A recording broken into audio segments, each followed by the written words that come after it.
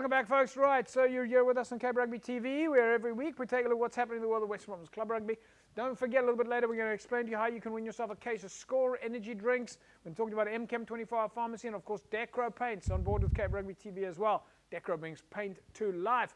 Jerome Parvater in the studio with me. Jerome, just before the break, we were taking a look at the match between Unil and Durbel. Of course, it was a cracker game.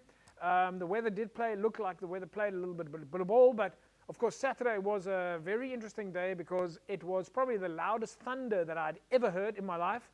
I think it went on for about 20 seconds, very loud thunder.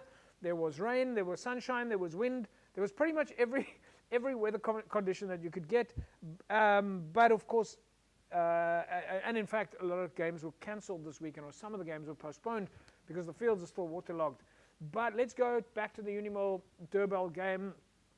Just before the break, of course, Unil leading 6-0 going into the half. What we did say was that the game was very close so far. It's really a question of... so my question to you is, as a coach of the winning of the side of both sides, and you were saying how good the coaching is, with a game like this where there's no loose balls, the defense is good, the possession is good, the game is so close.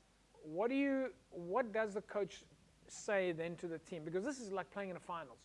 Yeah, look, I'm pretty sure that Warren Abrams and Jason Hector, who's coaching Durbel's side, they would advise their team not to play too many rugby in their own 22, even in their own half. Because what I was seeing that the first half, Durbel was playing a lot in their own 22, in their own half, and the field conditions wasn't that good. Whereas the other way, Milnerton were more in Durbel's 22 inside their half. So the kicking game is very important in weather like this, because you're not just going to win the game by running anyway. Then your forwards getting tired because the field it's heavy. What you normally do in the kicking game is you kick, let the team kick back to you, because the first time the kick chase lines are very good. Yeah. So the second time when they kick back to you, then the chase lines are normally not that good. That's where you start to play. But you can't just play from first phase and try to run in conditions like that. So I think that is why Milnerton is leading. All right. So advice for the coaches is keep possession, play in the other team's half. Yeah. Use your kicking game. Use your kicking game. All right, let's take a look then and see if both sides are using their kicking game. Let's take a look now, folks. Second half between Unil and Durbel.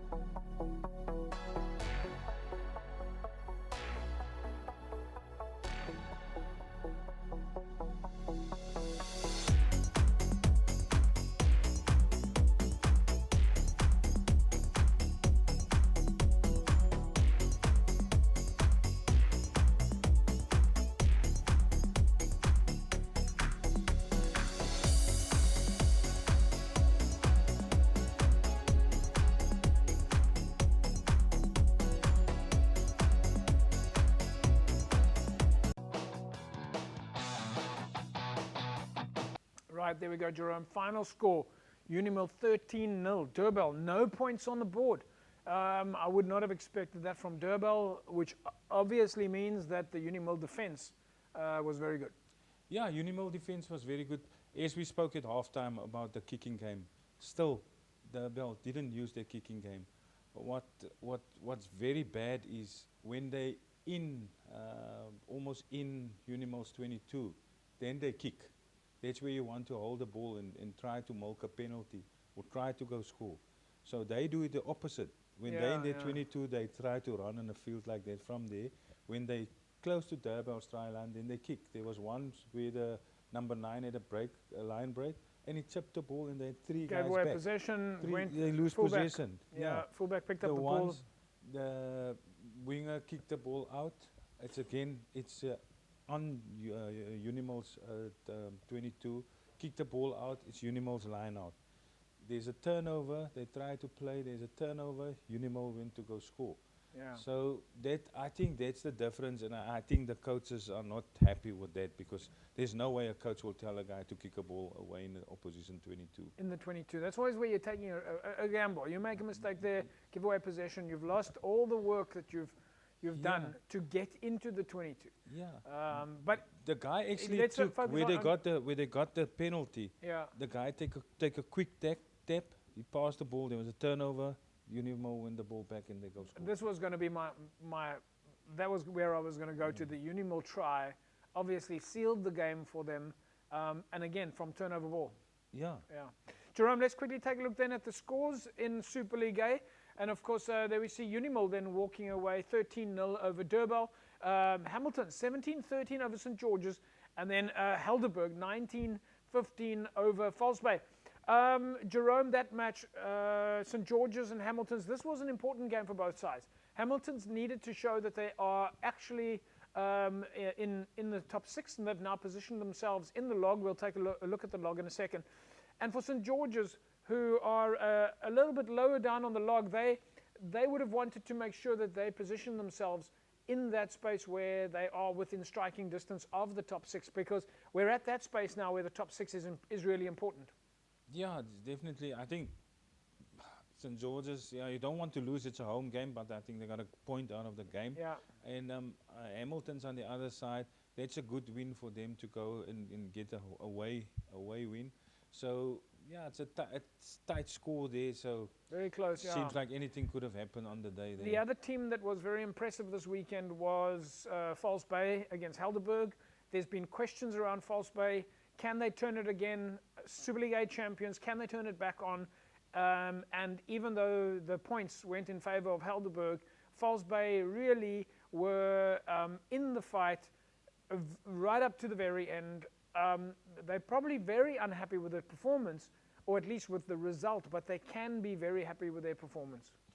Yeah, if you look at that game, we all know the quality rugby that Helderberg is playing, and to go to Helderberg and almost win the game, that was also a tight score.